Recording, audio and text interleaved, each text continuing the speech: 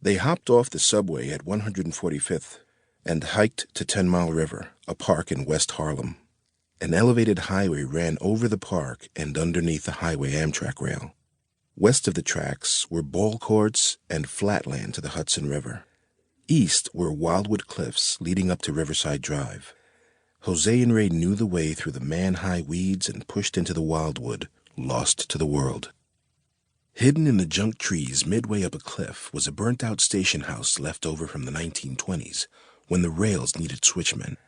Made of brick, the hut was good shelter, though the boys made it more than that.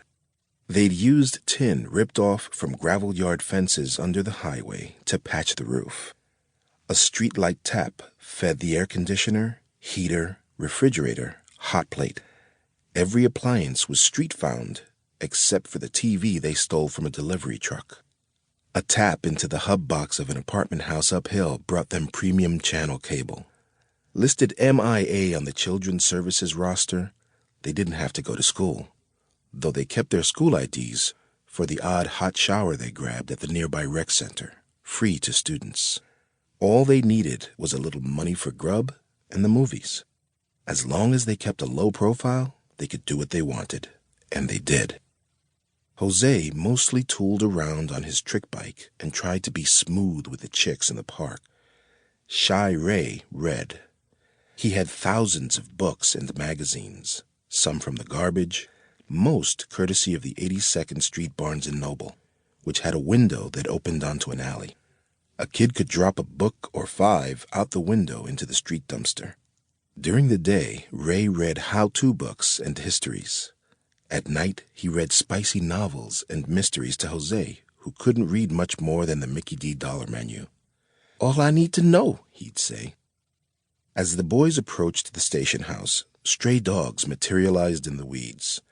They mauled Ray and Jose with licking and whipping tails. The boys liked having the dumped pit bulls around. They were timid but looked vicious, kept squatters away from the house. "All right, damn it, let us in," Jose said to the dogs.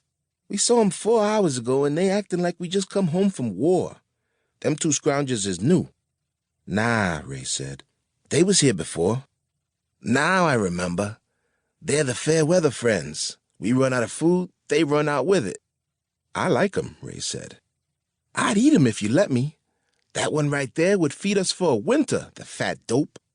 "He's funny, the fat dope one," Ray said. "I like him the most. Come here, fatty." "Kissing that fat dope's filthy nose. Disgusting. You're sad, man. You're like a damn girl sometimes." "What are you saying now? I'll show you how much of a damn girl—" Relax about it." Jose flopped into his bunk, a half-dozen dogs cuddling him. "Damn mutts." He kicked the dogs off the bed, but they came back up. "Son, wake me when you get back from fishing, and I'll help you cook the fish." Jose rolled over and fell asleep in a breath. "Calling me a damn girl," Ray muttered. "Punk." He grabbed his reels, tackle, and a book, skateboarded down to the river, and set his lines. That done, he cut through the weeds, slipped through a rip in the chain link, dropped into the train tracks, and wormed his way through the trackside trash to a car that had been boosted and torched. This was the boys' safe place for the odd times the cops parked alongside the woods or the pipeheads stumbled into the station house, hunkered there to cook up their methamphetamine. Now and then the junkies swiped the TV, easily replaced with an upgrade from a delivery truck with a weak padlock. Ray pulled up the car's back seat.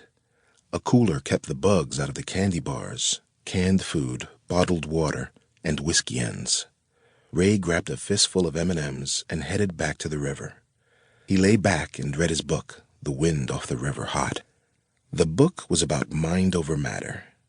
He had a bet running with Jose he would bend a spoon just by looking at it before the summer was out. Neither kid could remember what the stakes were. It was just, bet I can, bet you can't, bet I will, bet you won't, by now.